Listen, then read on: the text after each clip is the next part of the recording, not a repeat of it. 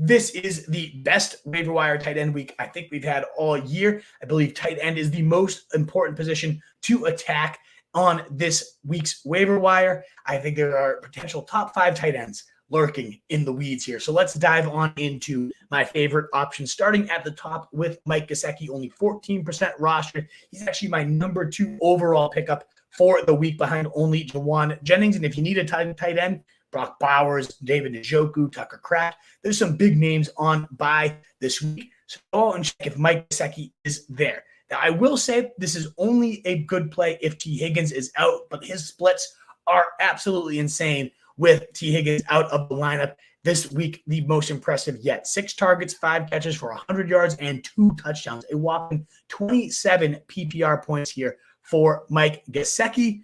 And in the 4 games without T. Higgins this season, Gesicki is averaging 15.1 points per game, even though he's only run 51% of the routes, because he sees a whopping 31% targets per route run in games without T. Higgins. He averages a 20% target share in those games and a 25% air yard share, which is massive for a tight end. And as we mentioned, this was the best week we've had of the year, although volume-wise, it wasn't the best we've seen. Given the 2 games before this one, Gesicki had at least 8 targets, at least 7 catches, and at least 70 yards in his previous 2 games without T. Higgins. So to see this monster blow-up touchdown performance, in addition to that elite volume, plus we had Eric All.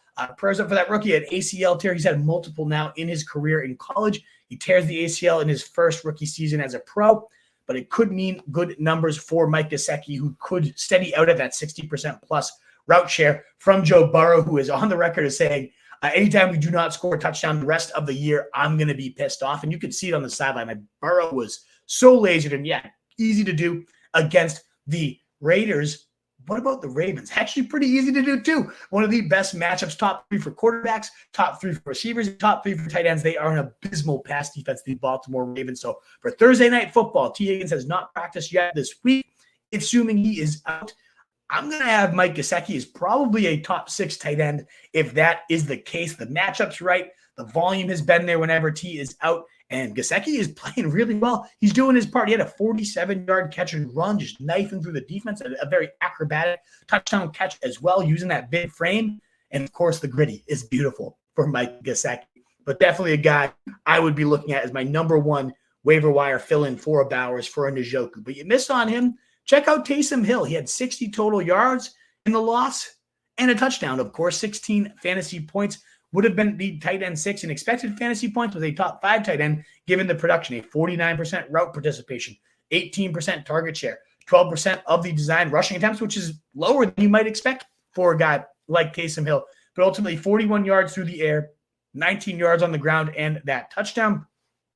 One of the only guys in the league that could literally throw and catch and run for a touchdown in a single game. I think it's only happened like one other time with Christian McCaffrey once.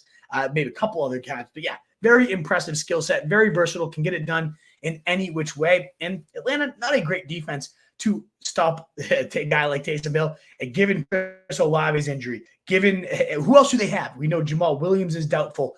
Bub Means is on the IR. Kendra Miller's on the IR. There are no other weapons here. So I think Taysom Hill is a great bet. And even if you just want to pick him up and use him as a flex, I think he is a very viable option. All these guys, I would say, fit this bill. So he's my number 3 overall pickup. And number 5 overall pickup for me is Hunter Henry, who's been phenomenal with Drake May. He has 7 catches on 8 targets, 56 yards against the Titans. And in Drake May's 3 full games, 13.6, 17.2, and 12.6 PPR points for Hunter Henry, seeing 5, 9, and 8 targets from Drake May, at least 41 yards in 4 straight games. For Hunter Henry, the tight end 9 across those last 4 weeks, averaging 13.1 fantasy points per game in that span. Just a rock-solid top 10 tight end. Sitting there in 70% of your leagues. Why not? Fire him up. A decent schedule, too, moving forward in terms of points allowed to the tight end position. And even if you miss on all 3 of these guys, they're not available in my league. Wolf, what about Jonnu Smith? Only 9% rostered. And this guy has really emerged since the bye week as a clear-cut every-down tight end for this team. That was the issue with Jonnu Smith early in the season. We'd get games with like 30% route share and mixing in with Durham Smythe, but not lately. He's, in fact, seen 75% or higher route share in 4 straight games, 83% route participation this past week. And in that span, these 4 weeks, 8, 7, 6, and 6 targets. Very, very steady volume here.